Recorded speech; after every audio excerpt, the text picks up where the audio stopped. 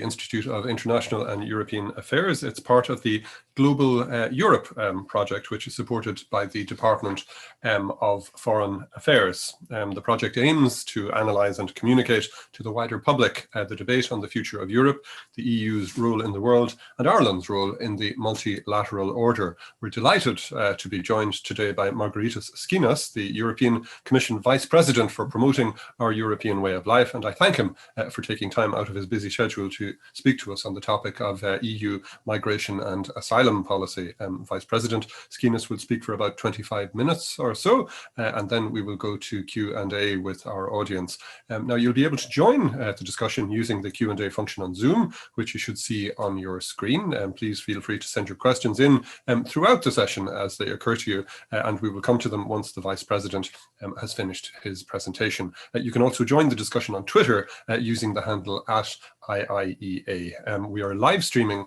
this afternoon's discussion, so a very warm welcome to all of you tuning in via YouTube as well.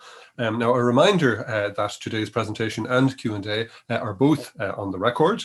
I'd like to now formally introduce Vice President Schinas and then to hand over to him. Margaritis Schinas took office as European Commission Vice President for promoting our European way of life in December 2019. In this capacity, he oversees the EU's policies for migration, security union, social rights, skills, education, culture, youth, health, and dialogue with churches, religious associations, and non-confessional organisations. Vice President Schinas is no novice to the Commission. He's held a number of very senior positions in the Commission, including Chief Spokesperson under President Juncker and Deputy Head of the Bureau of European Policy Advisors under President Barroso. And his experience is not confined to the Commission alone, because Vice President Schinas also served as a member of the European Parliament between 2007 to 2009. So without further ado, I would like to hand over to Vice President Schinas now.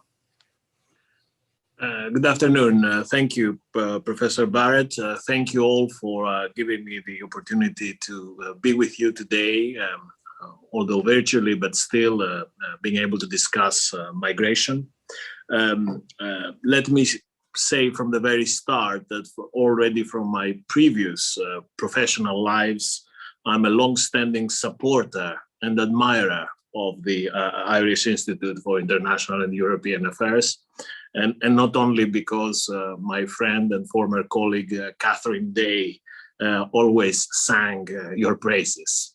I also saw, looking at your publications, past records, that the Institute has not yet produced a publication on EU migration policy and the new proposals we put on the table. So I hope that this is the beginning of a new relationship, and that would be the first stage, or the incentive, if you like, that will make the bright minds in your midst to put pen to paper on this topic, because migration and asylum policy is really a crucial one. It's a topic that affects our society, our way of life. It determines our policies, our politics. It's a cross-cutting issue that is with us and will stay with us. We also have to recognize that the EU cooperation in the field of migration and asylum is relatively young. And let's face it, has had a tough birth. The EU didn't get competence on asylum and migration until the Amsterdam Treaty in 1999. And the first generation of the common European asylum system was only introduced back in the year 2000. So basically, we are looking at 20 years of policy development. And these are issues, as I was saying, that traditionally are predominantly seen from a national perspective and considered to touch on core issues of sovereignty. And this is precisely why during these last 20 years, that perception was difficult to change. Although, in a way, as it happened with the pandemic that shed light on the need for a European approach to health policy, a series of crises has also highlighted the need for a European and orderly approach to managing migration. Let's face it, dear friends, the system in place, the system we have in place, was not designed to deal with the realities we're facing today.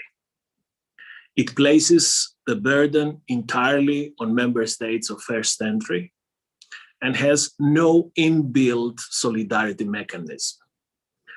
Rather than a system, I would call the current situation on migration and asylum a non-system, based on outdated concepts of a nation state managing its own small borders that doesn't match up to the need for a holistic, truly European approach.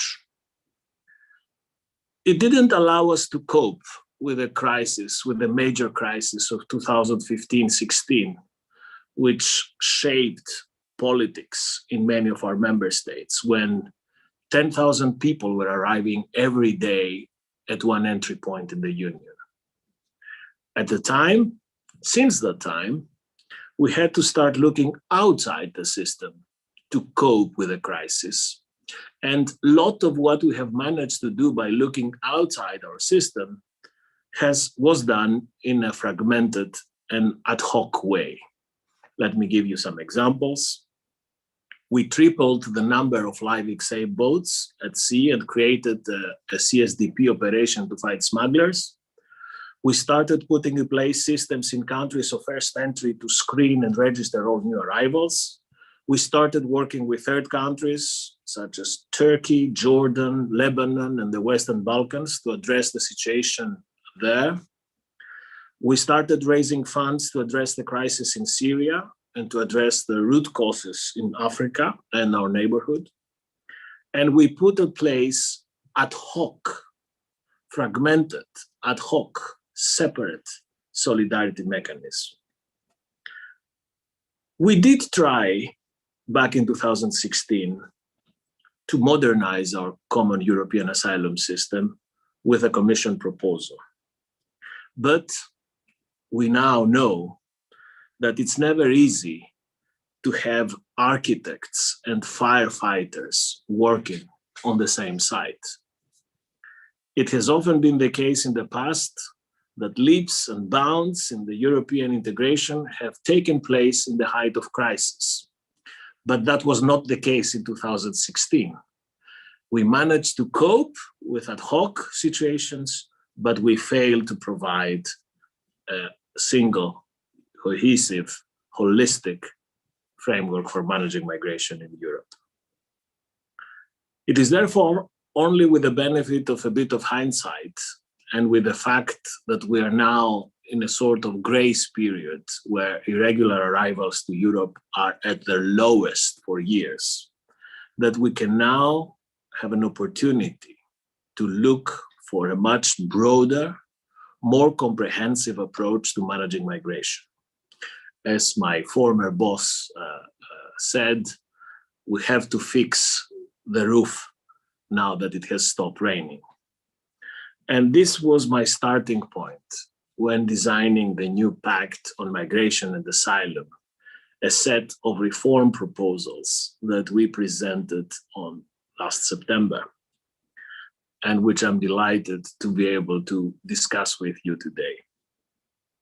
Our proposal starts by recognizing that no EU member states lives migration in the same way, and that each have very different but equally legitimate concerns, all of which deserve to be taken into account in any European approach. A major mistake of the 2016 proposal, which was a proposal from the heart, was that automatically created red lines and very deep gaps between competing blocks of states. That's why with our new proposal, our starting point is to recognize that everyone's concerns have to be accommodated and taken into account. With this in mind, I would like to, I always do, to present our proposal for a new EU Pact for Migration and Asylum as a three-story building, as a building with 3 floors. The first floor is the external dimension. We have to recognize that migration starts outside our borders. This was one of the stark lessons of 2015, that if we don't cooperate with countries of origin and transit, readmission, on issues like capacity building, legal migration, we will never be able to manage migration internally. The new pact represents a change of paradigm in the way we engage with our international partners on migration, recognizing that this is a global phenomenon which calls for global solutions and responsibility sharing. Just on Monday, 15th of March, we had a historic meeting, a jumbo council of foreign and home affairs ministers together in one virtual room for the first time since 2015.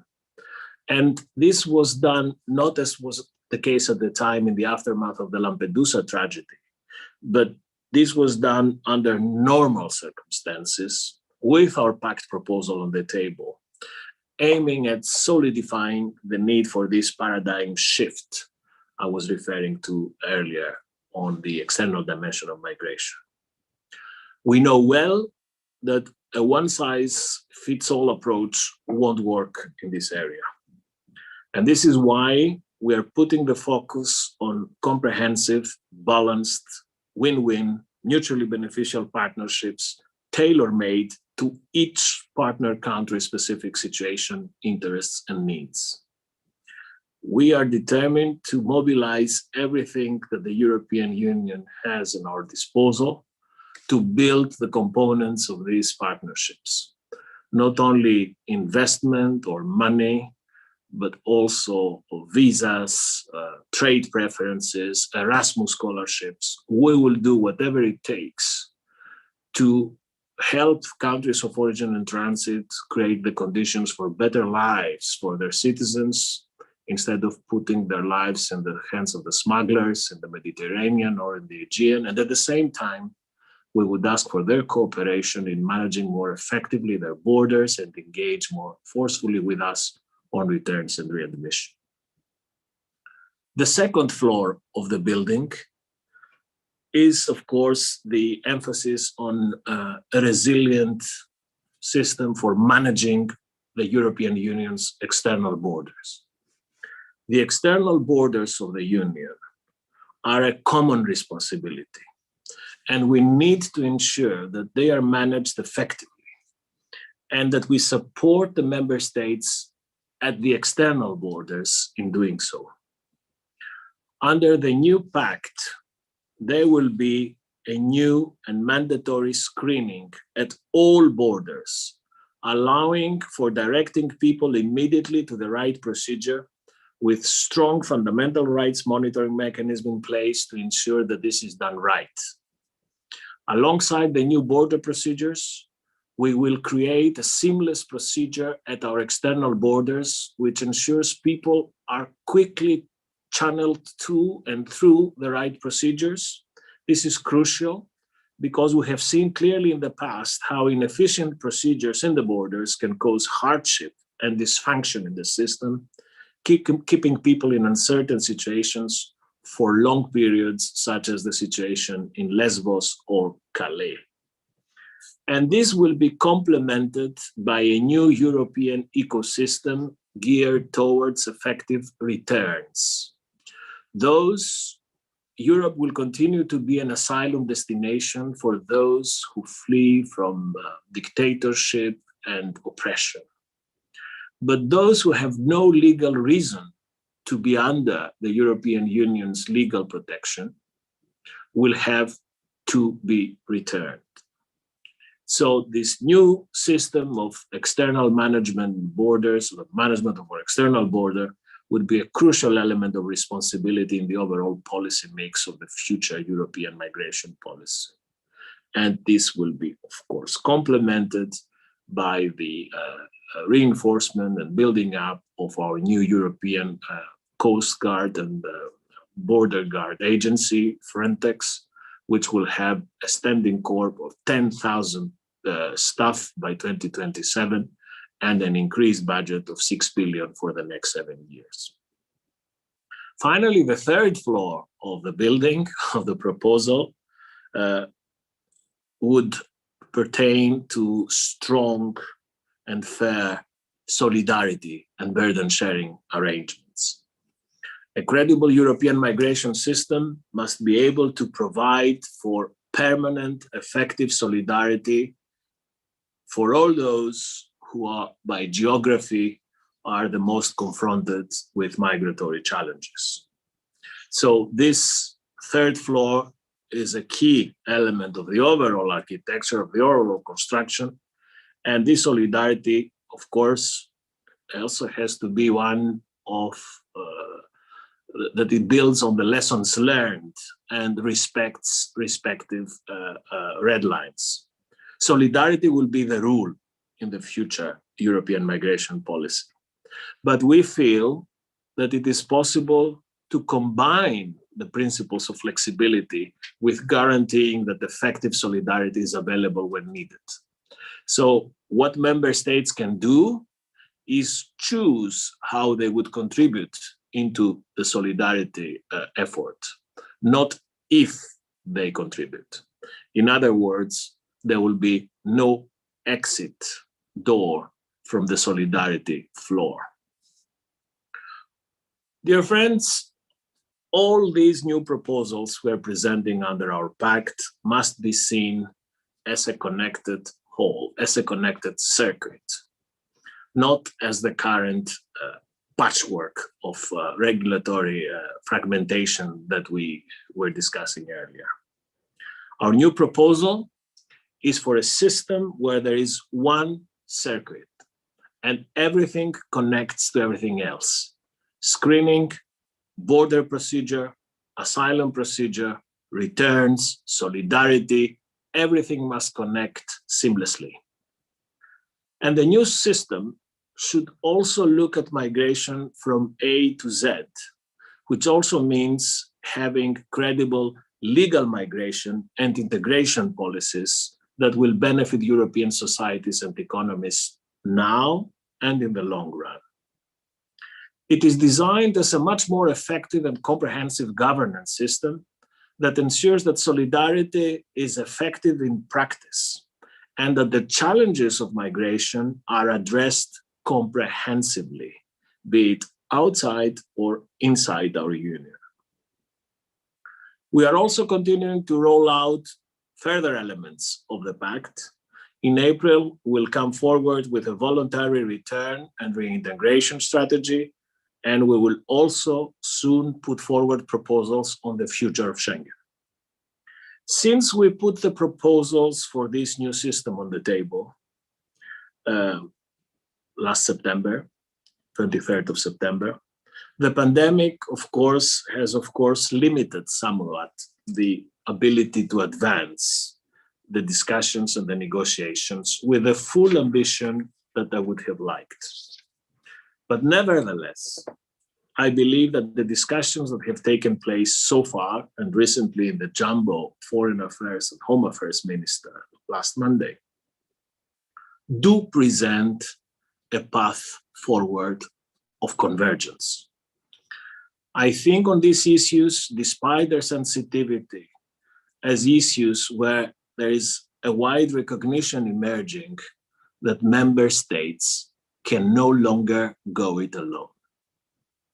In the area of migration and asylum policy, as much as in health policy, now is the time for Europe to come together around practical and fair solutions. And I'm also convinced that this is an area where we need Europe the most.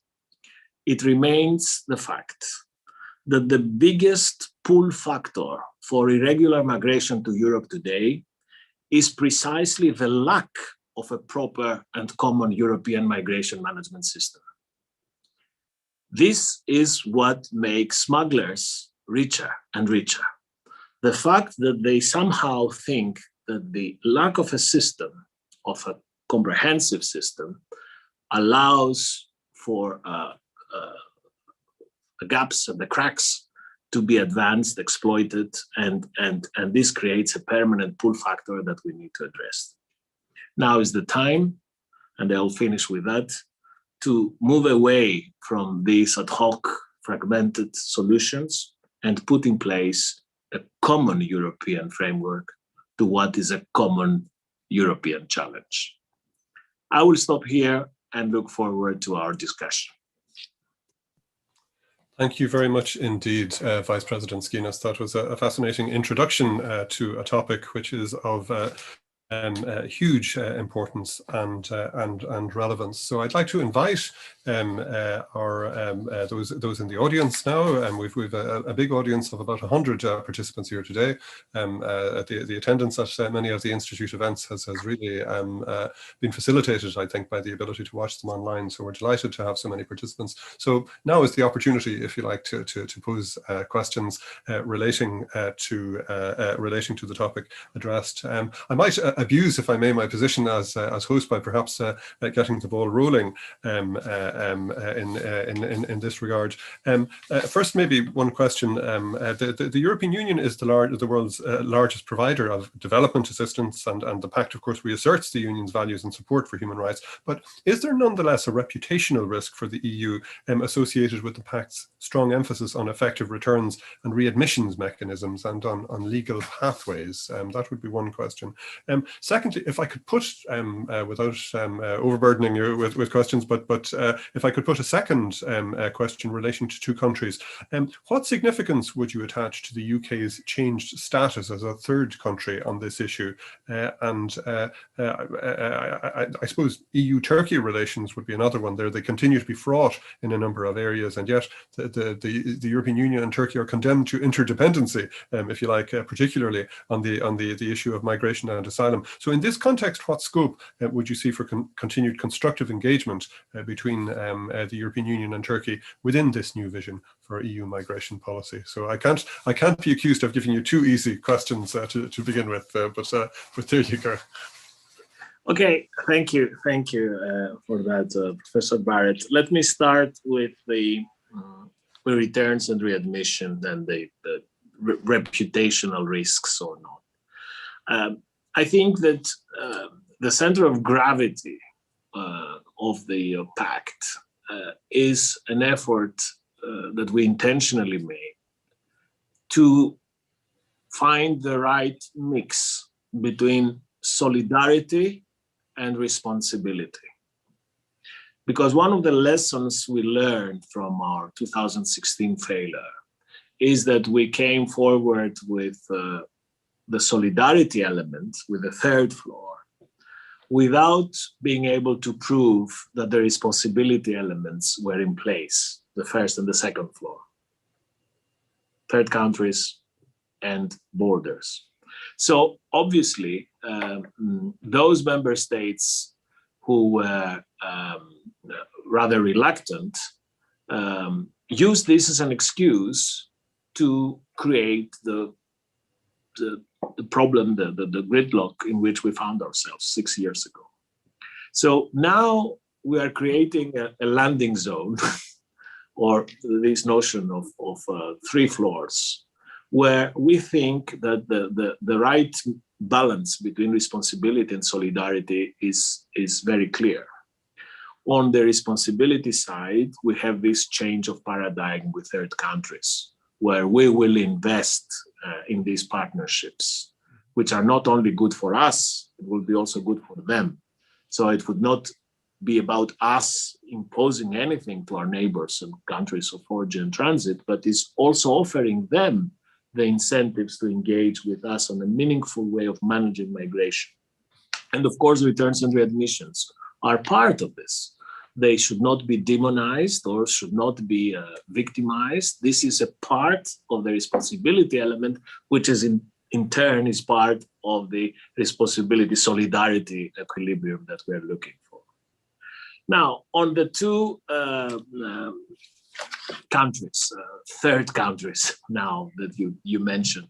Of course, there is a difference because the UK, the United Kingdom, is a country of destination, of reception, whereas Turkey is a country of transit and sometimes also origin of migratory flows. So there is a difference on between the two. The UK did not want to have a migration chapter in the future relationship per se. We have agreed to continue talking on how we can enhance cooperation in the issues of justice and home affairs to do more. But clearly, the focus of the future relationship is on trade, and I think the time did not allow for more. On Turkey, on the contrary, we have the 2016 agreement, or rather EU-Turkey statement, which worked well. It's a contract of mutual trust, if you like, where both parts engage in a number of deliverables.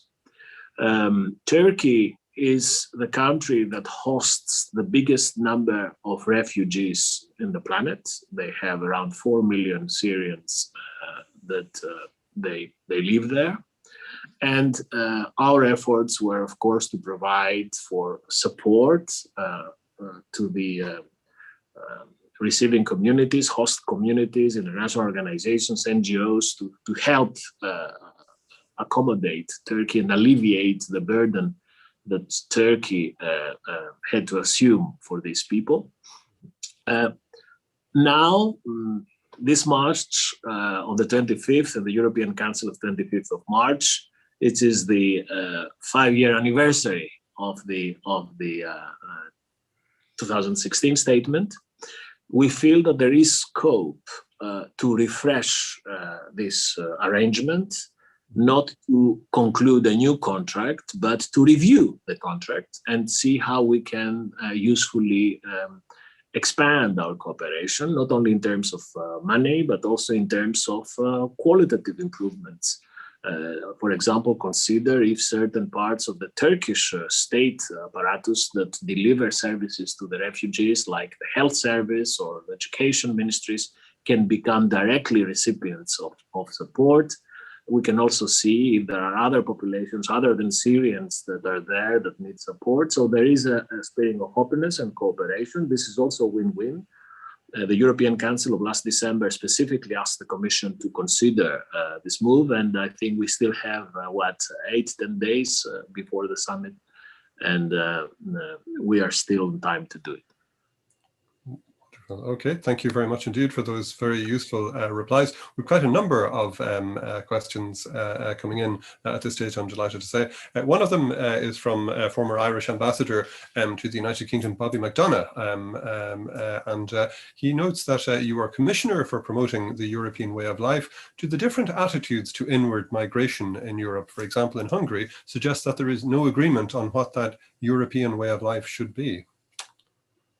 Yes, I'm sure that many of the participants would have followed in December 2019 when my vice presidency was announced for the first time by President von der Leyen. They followed a very, how should I call this, schizophrenic and often self-flagellating debate on what the European way of life actually means, which says a lot about Europe, that we have to dispute or interpret differently what the European way of life means, taking into account that the rest of the world considers the European way of life as a model for most parts of the planet. But still, be it as it may, I think I had the chance to explain in my hearing in the European Parliament that I never saw this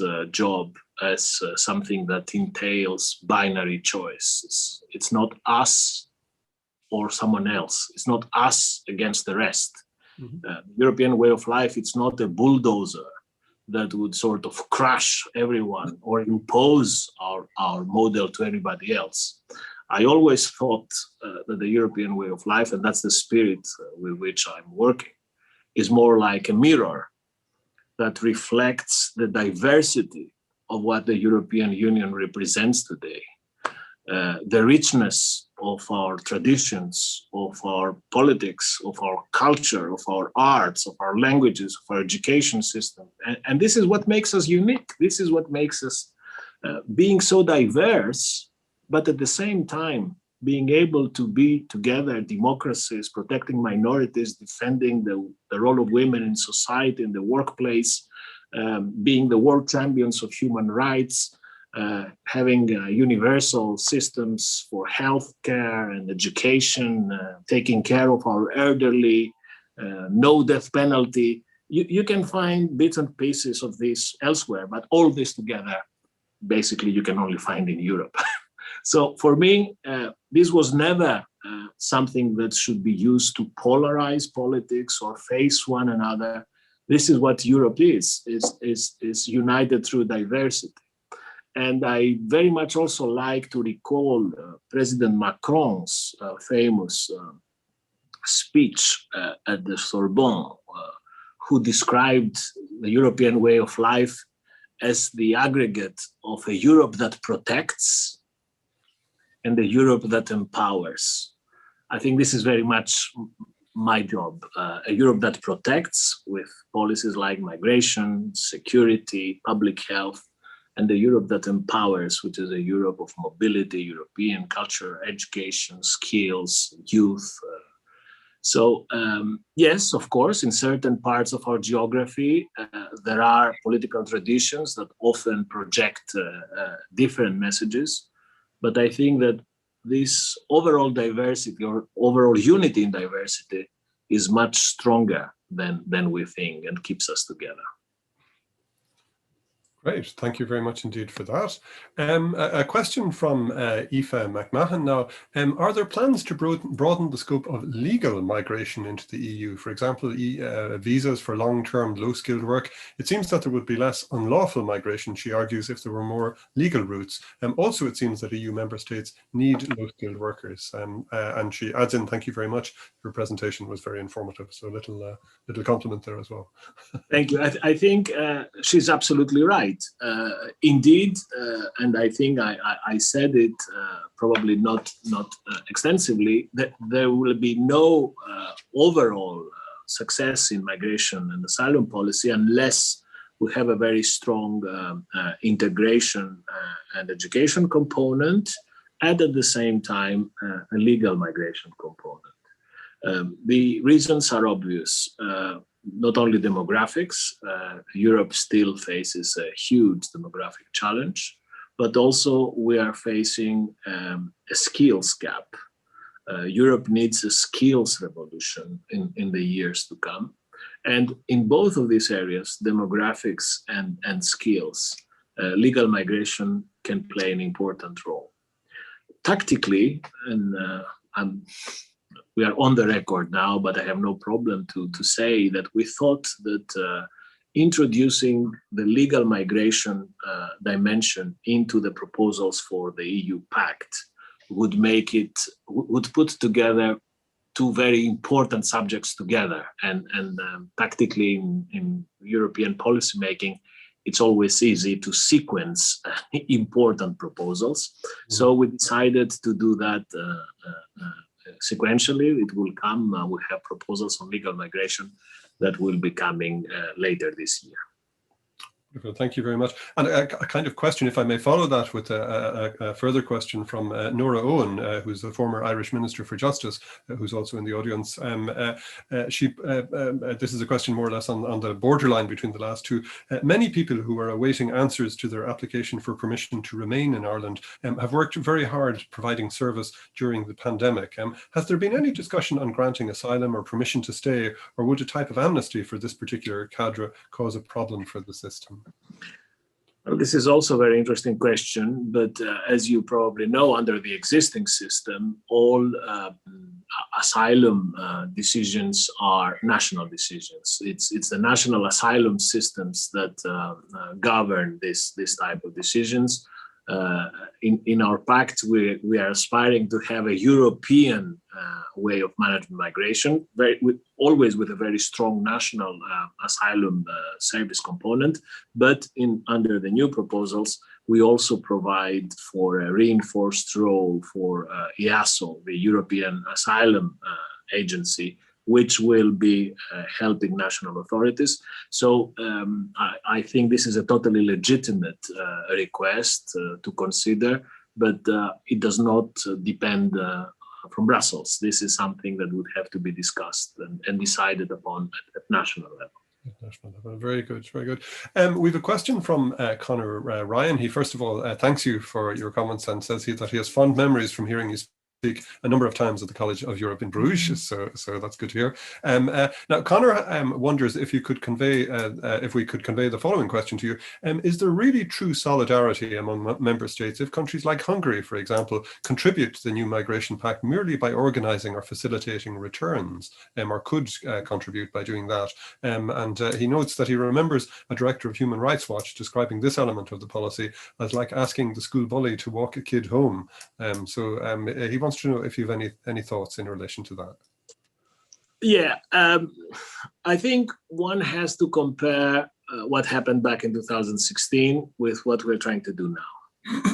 Back to 2016, let's face it, we failed.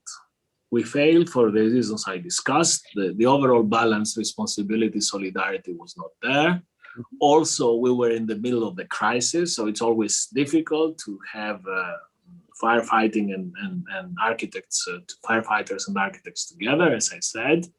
And there was also another difficulty, for those of you who remember, that a few months ago we had decided by qualified majority in the council a system of relocating people to within the European Union. And we did that against the countries of Central Eastern Europe. And this created wounds that were very recent, that were not healed when we came up with a proposal. So the starting point to answer Conor's question is that now we took time, effort, and we consulted ad nauseam precisely to make sure that this landing zone that we have presented, it's a meeting point where everybody can meet. That we do not want to reproduce the red lines of 2016, but we want to create the conditions for an agreement. And we have to offer alternatives to different geographical settings, but alternatives that contribute to the overall functioning of the system. Let me give you an example. The way the system is designed to work, the moment that a member state at the point of entry pushes the solidarity button and requests a certain amount of solidarity and help from the union, it is the solidarity machine that is being activated by the Commission. So we make sure that the member state that asks obtains a certain amount of support and help they need. We are confident that we can do that, that we can produce matching the demand with the offer. If there is a part of solidarity that is still missing, we can still have a second round of collecting contributions. And if at the end of the second round there is still something missing, then ultima ratio, it is up to the Commission to issue an implementing act and impose the level of solidarity that's missing. That's the overall system. That's what guarantees solidarity permanently. Now, at the same time, those who are to provide solidarity, including countries like the one that Conor mentioned, should be given alternatives, but meaningful alternatives. And this idea of return sponsorship is not at all reminiscent of the bully who takes the boy back from school. No, on the contrary, it takes pressure off the system. It is not relocation, but it's a meaningful contribution because it takes pressure out of the system, so a meaningful contribution to the solidarity basket. These return sponsorships will be done with the help of Frontex and with the financial instruments of the community budget. And at the same time, there is a clause that's not very well known, but there is a clause there that if a member state that assumes return sponsorships fails to implement them fully, this member state would be obliged to relocate those who have not been returned under the return sponsorship scheme. So, as you would see from the new system is designed to create equilibrium at any moment, at any time. And key to that is what I was saying earlier, that there is no way out of the system. There is no exit door. You cannot pay your way out of the solidarity obligations.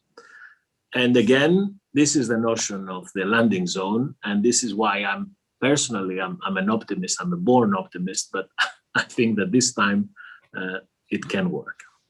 Okay, well, hopefully that optimism will prove justified. Dara Maloney has a question. Is an increase in staffing numbers and in their budget, of Frontex's budget and in their numbers necessary, given that the number of migrants and asylum seekers entering the European Union reduced greatly in 2020? Yes, it is true that we are now discussing migration in normal circumstances without the heat of the 2015-2016 situation. It is also true that this is not the result of, let's face it, let's admit it, this is not the result of our policy success. This is also related to the global halt that the planet is finding itself in due to the pandemic. Mm-hmm. So at any moment, things can change. And it's now an opportunity that we have is to plan and work under normal circumstances so that we are prepared against all eventualities. Our projections here at the Commission point to an explosion in demand for mobility that would follow the pandemic. We will go through a tsunami of mobility at all levels, from tourism, travel, Erasmus exchanges, academic exchanges, and migration, of course, is part of that. So we have an obligation, a responsibility, and an opportunity to seize the moment and prepare against all possible scenarios, future scenarios. Okay, thank you very much. A question from Aoife Hanrahan. Could you please explain to me why it seems that unaccompanied minors fall through the EU immigration policy and the conditions of member states' reception centres for unaccompanied minors seem to have different conditions or indeed a lack of suitable conditions at all? Yes, this is true. This is true, and it's part of the regulatory fragmentation I was referring to earlier. As a general rule, unaccompanied minors cannot be detained, but you would agree with me that unaccompanied minors should be protected and should be put in a safe environment and protected environment. It is true that different member states interpret differently these provisions, so we have all different kinds of situations. I think that especially in the member state I know best, Greece, there has been a tremendous effort now on unaccompanied minors, not only to relocate them. Basically, there are no unaccompanied minors anymore in the Greek islands. Most of them have been relocated. And we have a system in place with tutors that are in charge, international organizations financed by the European Commission. I agree with you that the situation is not uniform. I agree with you that there is room for improvement. And that too goes through the European agreement on the Pact that we need, which will connect everything to everything. It's easier to work on these sensitive areas with the Pact and the statute book than it is now. Okay, thank you very much indeed.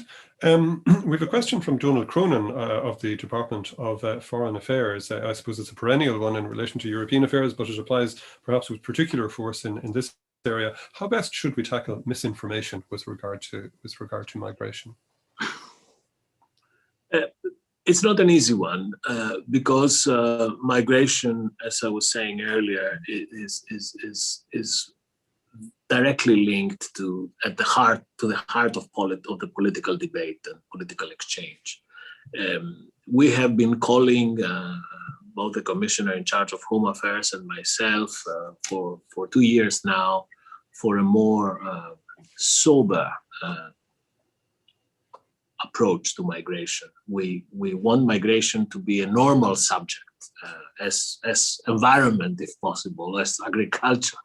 But it is not the case because there is a direct link with political debate. There are, political parties and political groupings that are single issue parties based on migration. So the efforts to de-dramatize migration are not that simple. So yes, we're facing with lots of disinformation, lots of conspirationism. In my previous life as chief spokesman for the Commission, I have seen my picture in billboards in different parts of the European geography as Soros's friends, as the Greek who wants to Islamize his country, and so on and so forth. There is only one way to cope with this sort of pathologies is fight back, answer back, debunk. We are trying to do this in the Commission. I think since we are a prime target of these attacks, now we also have developed the capacity to respond in a way. The era of innocence is over for us too. But there is always a limitation when you are attacked by the extremists, by the populists, to reply from Brussels. There is always an asymmetry between a vocal populist attack and the Brussels institutional response, which can never be equal in intensity. But I will say this: the best way to face the populist phenomena and win the battle is to have a European agreement on the EU Migration and Asylum Pact. Because those who have attacked our pact are mainly the extremists and the populists in Europe, not mainstream parties. When the mainstream parties, we had equal share of complaints and pain. For me, it's a good thing. It shows that there is a way to compromise where everybody protests. That means that there is room to get an agreement. But those who attacked violently the pact were the extremists and the populists. And we have two important fights against these forces in Europe. Next is the German legislative election in September this year. And the other fight will be the French presidential election in May 22. There is no better way to silence the populists by being able to show that Europe can produce agreements on difficult issues like migration. And this is a moment. We can do it. We can do it before the two elections. Ideally, we could do it in between. But if we do it after, I think we won't make a service to our democracy. We will help the extremists more. Okay, thank you very much indeed for that. We have a question from Sarah West, who thanks you for your informative presentation. She wonders if you could speak more about the new pre-screening at borders, where asylum claims would be initially assessed, which would take into account if there are low levels of successful asylum claims from their country of origin. And she asks, how can this be reconciled with the obligation to assess individual asylum claims? I think that what I'm going to say is something between the first and the second floor of the building. When someone arrives at the external borders of the European Union, something needs to happen. The same way as when someone arrives at the external borders of the United States or Australia, or, well, I think in Australia it's not easy to arrive at the external borders unless you're part of the legal migration system. But as far as we are concerned, we want to make a difference under the Pact proposal, that the entry into the European Union is not a trivial affair. That means that whoever arrives, before filing for asylum, would have to go through the so-called screening procedure that would determine his background, the origin, whether he comes from a country that has a low or high recognition, asylum recognition rate. We have to have him checked for health and security. This is obligatory.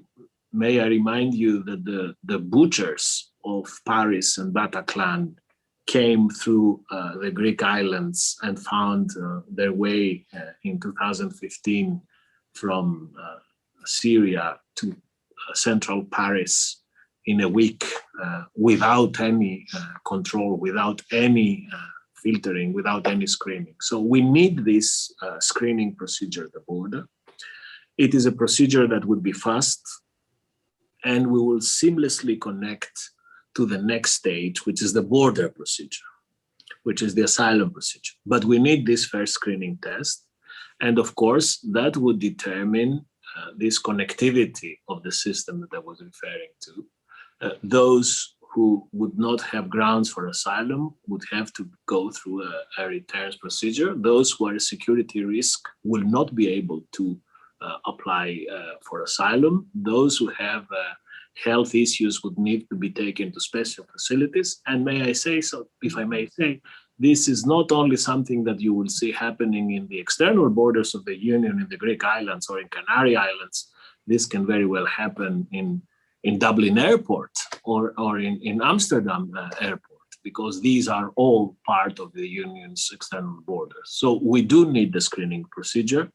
We will have full guarantee of respect of fundamental rights, because we have provided for a reinforced role by the European Fundamental Rights Agency, who will be present in helping member states to handle these procedures according to our values and our principles. So yes, we need the screening procedure, and I think it's good that it's part of our policy mix. Okay. A question then that perhaps overlaps a little bit with that. We have a question from Ross Fitzpatrick, who calls attention to allegations that were made about Frontex, that it was involved in illegal pushback of migrants, which led, I think, the UN Refugee Agency to call on EU countries to investigate. And he wants to know, what steps are the Commission taking to ensure that Frontex isn't engaged in doing anything illegal in terms of pushbacks? Yes, I first of all, I fully agree that all allegations pertaining to these kind of incidents need to be investigated, and not only as a means to attribute blame and demand responsibilities, but also as a major element of legitimizing the increased role that we expect from Frontex in the years to come. So these allegations have been investigated by the management board of Frontex, and these are 13 allegations at all. They have been investigated thoroughly, and 10 days ago, the management board ruled that there was no involvement of the agency in this type of incidents. I repeat that we are the European Union, and everything we do on migration and asylum would have to be compatible with our values and our principles, cannot be at the expense of our values and principles. So everyone who aspires and is entitled to file for asylum should have the possibility to do so. But at the same time, the Frontex regulation clearly allows the agency to fight smugglers, to ask smugglers to deviate from their course. Frontex is under legal obligation to help us face and respond to hybrid threats. May I remind you that a year ago in the Greek-Turkish land border in Evros, there was the weaponization, the instrumentalization of 20,000 poor people who were put in buses and were brought from Istanbul to the border with a promise to, you will be in Munich tomorrow morning. Europe needs to be able to defend the border, to defend our collective management of the border against all these threats, without putting in doubt the right of individual filing for asylum. I do not think that these things are antithetical. I think that they are it is perfectly doable to combine effective border management control with the fullest respect of the legal rights of an asylum seeker. Okay, a perhaps linked question to that comes from Adriana Parejo, who asks, would it be possible for Vice President Schinas to elaborate on the distinction between legal and illegal migration? And I think what she's particularly concerned with, and more in connection with the new pact, is how asylum seekers can possibly reach EU borders regularly without resorting to smuggling, if you like, so thereby, if you like, becoming illegal migrants. Well, there is a terminology issue in migration policy. I think I do not want to discuss legal versus illegal migrant. I think that the right term to use would be legal migration is a system that would bring people within the European Union on the basis of a well-established legal procedure, be it through legal pathways or resettlement or on a skills-based scheme. We have some pilot projects that are working quite well, I would say, in Northern Africa. So legal migration, I think, is clearly defined as that. Now, asylum is, of course, a process where individuals can apply for asylum, but clearly there are relevant factors in this process, named that our member states are obliged to consider, which, other than security concerns, of course, is the fact of the high or low recognition rate. This is an important element that our member states can take into account. And rather than illegal migration, I would say irregular migration. Irregular migration are people, individuals who do not flee persecution or dictatorship, which is a direct link to the asylum laws and the Geneva Convention, but to flee from other conditions. And this is something that clearly would have to be established. So fighting smugglers is about fighting smugglers. Addressing legal asylum claims is a different thing. I mean, one can always be able to apply for asylum, to file for asylum, but smuggling operations are illegal. So we have to strike a right balance. And I think when we have orderly, manageable migratory flows, this is possible. When we have massive migratory flows, this is practically impossible. I mean, can you imagine how we could process 25,000 people in Evros who were brought there in an afternoon and were sort of throwing stones and organizing unrest? This cannot be managed. So we're looking for a system where everything can be manageable. Asylum requests, returns and readmissions, solidarity for those who stay, speedy procedures, integration into our societies. And this is what you find in the Pact. Okay, thank you Very much indeed for that, Commissioner. There are, in fact, a range of further questions that I could put to you, but I see that we're actually coming up to 2 o'clock at the moment Irish time. So having promised to keep the event to 1 hour only, I can only apologise to those of you. There are some excellent questions that remain to be asked, but unfortunately, perhaps that might be something we have to do in the framework of the suggested examination of migration policy, I think, and hopefully we might be able to call on you again at some stage in the future to address.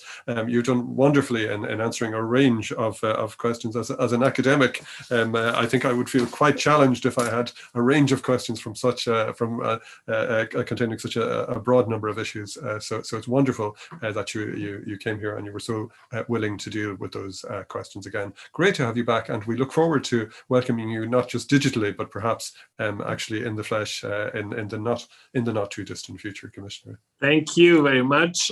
One of the first